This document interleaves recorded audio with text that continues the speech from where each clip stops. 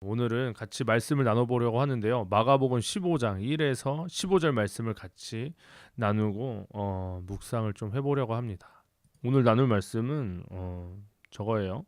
빌라도가 예수님을 이렇게 재판하는 장면입니다. 빌라도가 나오죠. 오늘 말씀에서는 예수님이 대제사장들 아니면 유대인들한테 끌려가지고 빌라도라는 재판관 앞에 로마 총독이죠. 지금 이 지역의 총독으로 있는 빌라도 앞으로 끌려오는 장면이에요. 빌라도는 참 어려운 상황에 놓여 있는 것 같아요. 예수님은 무죄인 거를 대충 아는데 그 무죄라고 그렇다고 판단을 한다면 조금 곧바로 유대인들이 막 폭동을 일으킬 것 같은 아주 심란한 분위기가 된 거죠. 그래서 이러지도 못하고 저러지도 못하고 하고 있는 상황입니다. 예수님이 아무 죄 없는 걸 알지만 무죄를 선포한다면 폭동이 일어나고 뭐 그렇다면 뭐 자기는 뭐 죽지는 않을 수도 있겠지만 그 유대인들을 잘 못 다스린 죄로 아마 총독 자리에서 쫓겨날 수도 있겠죠. 그러니까 막 이렇게 자기도 임명 받아서 하는 건데 잘 해야 되는데 잘 안 되니까 이거 되게 어려운 거죠. 느낌이. 유대인들은 왜 끌고 갔는가? 유대인들은 왜 예수님을 빌라도 앞에 끌고 갔냐면 이때 유대인 법으로 사형을 할 수가 없었다고 해요. 뭐 해봐야 뭐 형벌 정도 있는데 지금 유대인들이 사형을 내릴 수가 없으니까 로마법으로 처벌받게 하려고 로마의 총독 앞에 끌고 온 거라고 합니다. 그래서 이제 로마 총독에게 판결을 해라 라고 강요를 하고 있는 장면이에요. 빌라도는 예수님을 판결하기 힘들었던 것 같아요. 요한복음 19장 4절 말씀 보시면 나는 그에게서 아무런 죄도 찾지 못했다라고 말씀하고 계시거든요.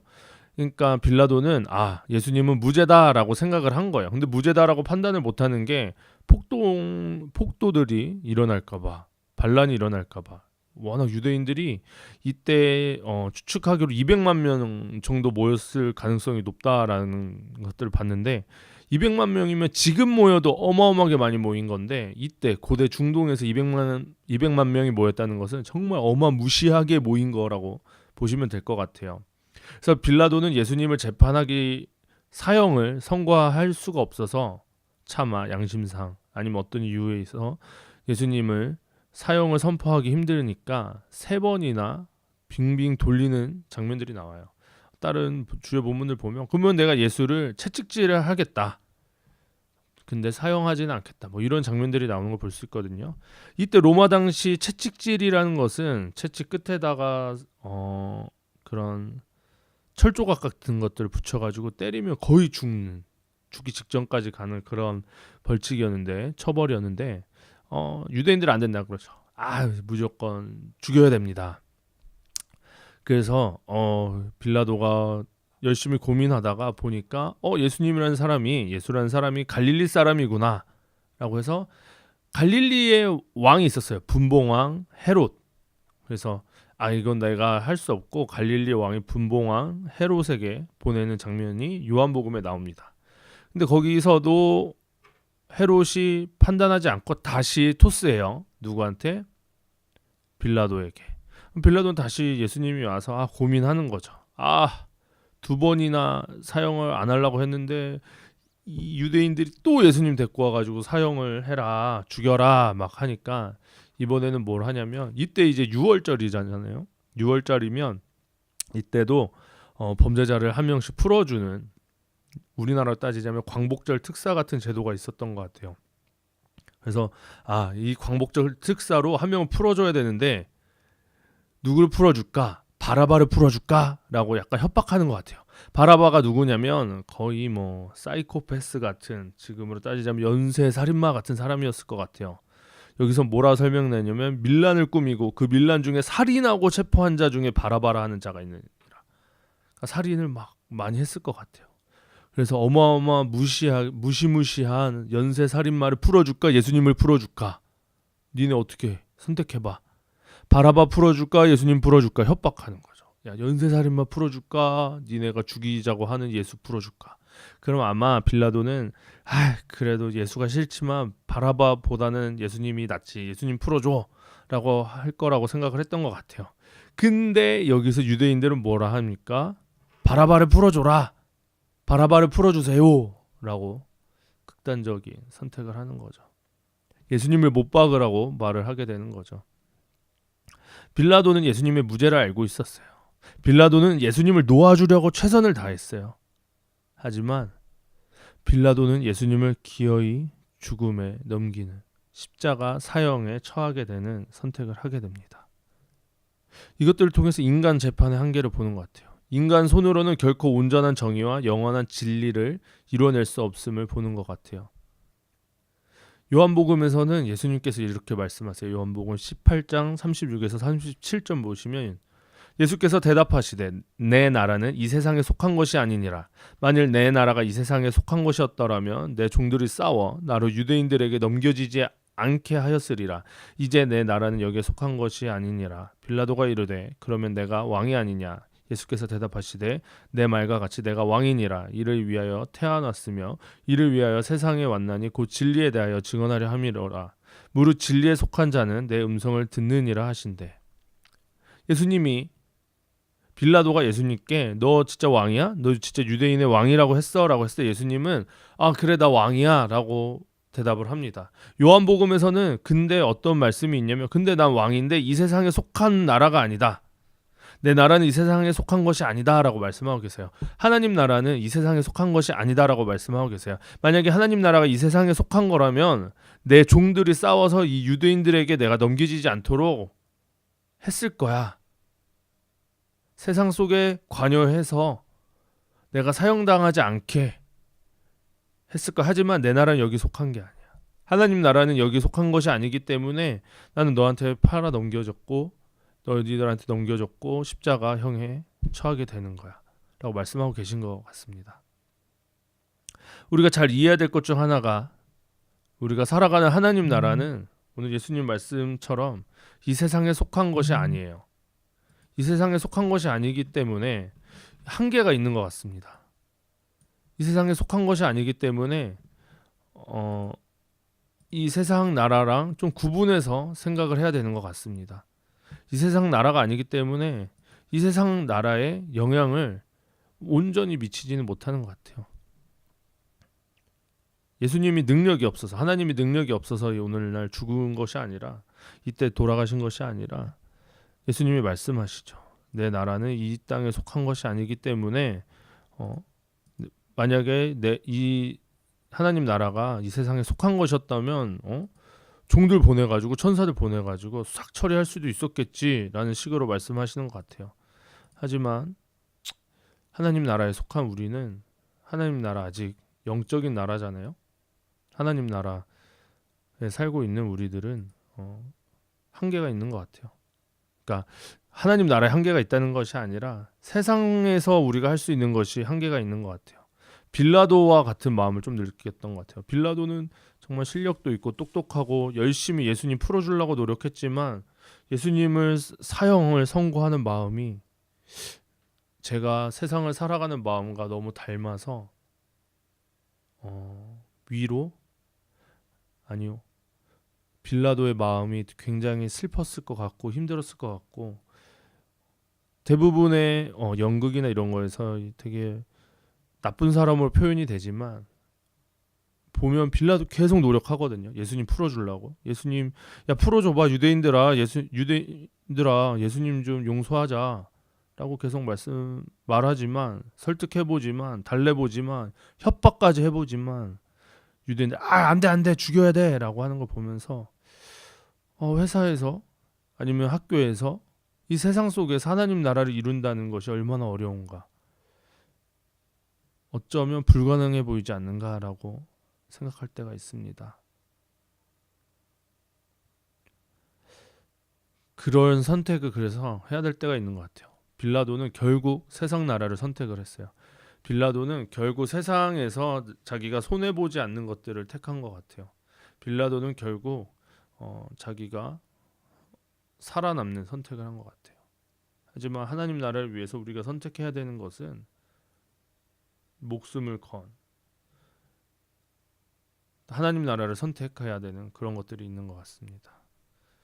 빌라도라는 유능한 사람이 결국 예수님을 못 박으라고 말한 것처럼 우리가 정말 이 최후의 순간에 선택을 해야 할 때 뭔가 희생하고 순교하는 마음으로 희생하는 마음으로 그런 것들을 선택하는 것들이 필요한 것 같습니다. 참 어려워요. 하나님 나라는 여기 속한 게 아니라고 하는데 하나님 나라도 살면서 세상에서도 사는 우리가 어떤 자세로 살아야 하는지 굉장히 어려운 것 같습니다.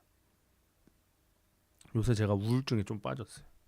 우울증에 좀 빠져가지고 굉장히 우울하고 무기력하고 굉장히 지치는데 하나님 나라 쉽게 되지 않는 것 같아요.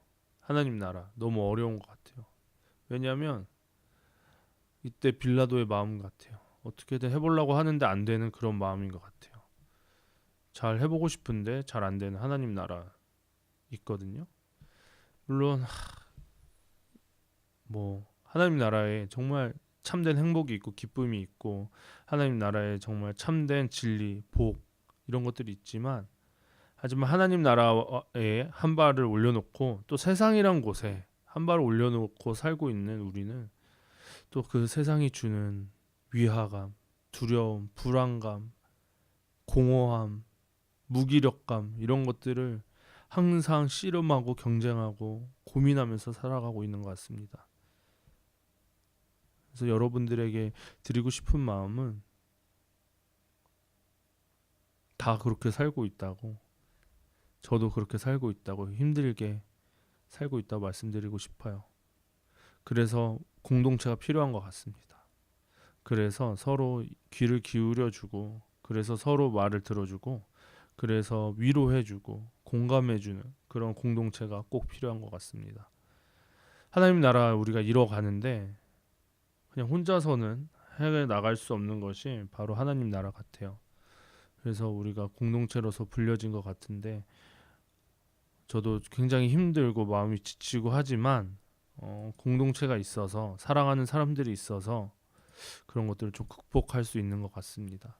어제 이제 친한 친구 집에 가서 대화를 나누는데 굉장히 많은 큰 위로가 있더라고요. 오늘 교회 가서 이야기를 나누는데 굉장히 큰 위로가 있더라고요. 오늘 또 어떤 모임에 가서 저녁을 먹고 이야기를 나누는데 큰 위로가 있었습니다. 내일 또 세상 살아가는 것이 두렵고 막막하고 망한 것 같이 느끼는데 그래도 힘을 내서 한 발자국 더 나아갈 수 있는 것은 바로 우리라는 공동체가 있기 때문에 그런 것들이 가능한 것 같습니다. 혼자서는 너무 힘든 것 같아요. 그래서 여러분들 공동체가 얼마나 중요하고 공동체가 없다면 하나님은 교회로 부르셨잖아요. 공동체로 부르셨잖아요. 하나님 나라라고 하잖아요. 한 명이 아니에요.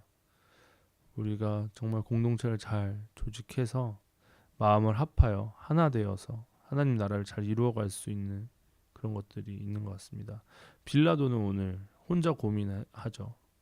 다른 데 보면 이제 와이프가 막 조언하고 이런 장면도 나오는데 둘이서 혼자서 잘 되지 않아요. 공동체가 필요하고요. 제가 느끼는 것은 세상이라는 어마어마하게 거대하고 단단한 바위를 나라는 약한 계란으로 부딪히는 것이 영적 전쟁인 것 같아요. 세상은 너무나 크거든요. 세상은 너무나 단단한데 저는 아무 힘이 없고요. 할 수 있는 것도 없고요. 가진 능력도 없고요. 아무것도 없어요. 정말 그 큰 세상이란 바위 앞에서 정말 자그마한 약한 여린 계란 같은 존재라고 느껴질 때가 있어요.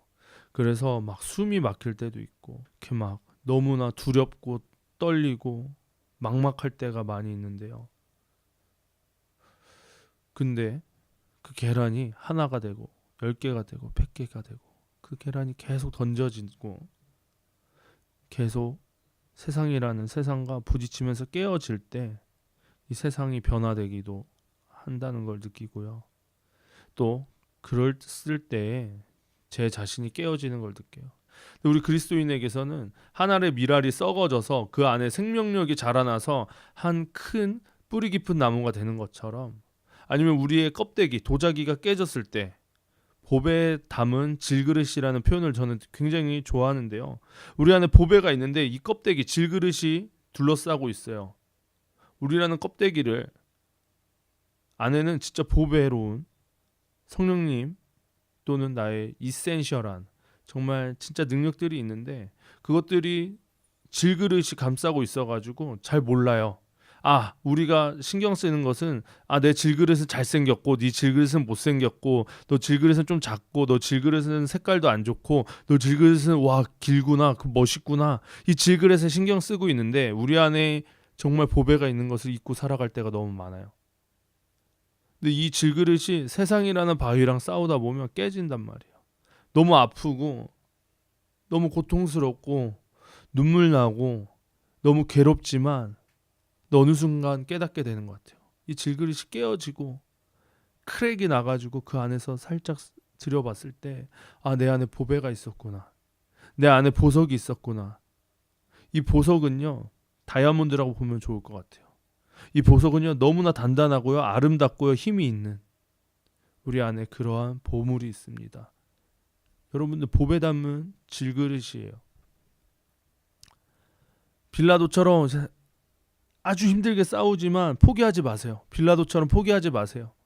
빌라도처럼 놓아버리지 마세요. 힘들고 죽을 것 같더라도 끝까지 싸우다 보면 깨지실 거예요. 부셔지실 거예요. 저도 계속 그런 상황인 것 같습니다.